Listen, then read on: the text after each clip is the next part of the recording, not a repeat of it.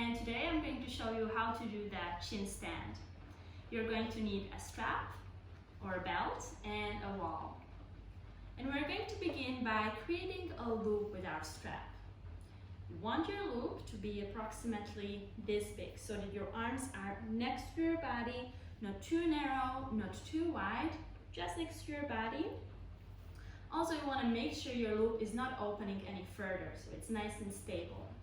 And you will place the loop, the strap, just above your elbows. So not below, not too high, just above the elbows. And then you come to all fours and we're going to learn the first step, correct alignment of the arms. So with your hands underneath the shoulders, you're going to begin bending your elbows backwards. Bend your elbows back, but keep reaching with your chest forward at the same time so that your elbows remain above your wrists. They're not back, they're not forward, they're just above the wrists.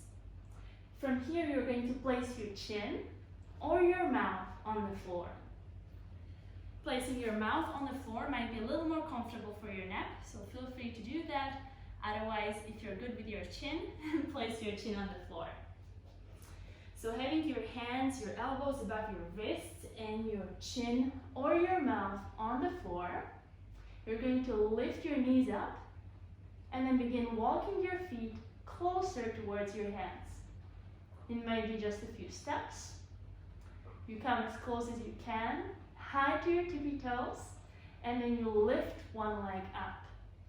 Really squeeze your glutes, engage your back muscles, engage your hamstrings, extend the whole leg up, and then switch to the other side to see if it works on the other side as well.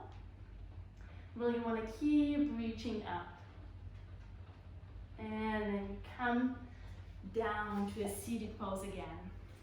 So what is really important for the chin stand is the strength of the back of your body. You want your hamstrings, your glutes, and your back muscles to be engaged the whole time. After we have mastered this, we need to figure out how to lift both legs up into the air. And that's why we have our wall. So you're going to take your strap, place it on your arms again, and then walk your feet closer to the wall. If you're in a tabletop, hands underneath your elbows, and begin like we did before, bending your elbows, reaching with your chin or with your mouth to the floor. Then you're going to step with one foot on the wall, slowly lifting your other leg up. And with the second leg, you really want to reach high. Don't jump. Don't jump away from the wall. Try to find strength in your muscles so that you lift the other leg up slowly. Squeeze your glutes. And then come out of the pose when you want to. So this might be a process that takes some time. It's not going to happen probably from one moment to another. Take your time, work on it slowly.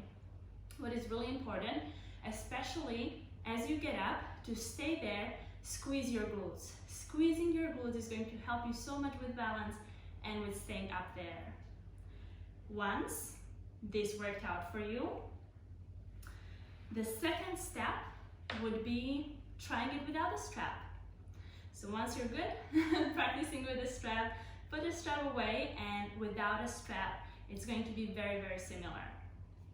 There are two options on how to position your arms. You can either have your arms next to your body, that is going to require way more strength, or you can place your elbows underneath your body and create a little shelf with your arms for your body to stay on, and this is what I prefer. So keeping your elbows underneath your body, starting just like we did. So with your hands underneath the shoulders, you're going to bend your elbows back, place your chest on your upper arms, reach with your chin towards the floor, walk your feet in, lift one leg up, and then use the muscles to lift up the other leg as well. Legs together, glutes engaged.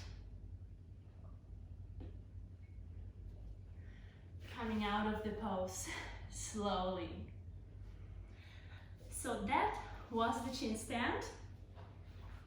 I wish you a lot of fun practicing. Be careful, and I'll see you in the next tutorial.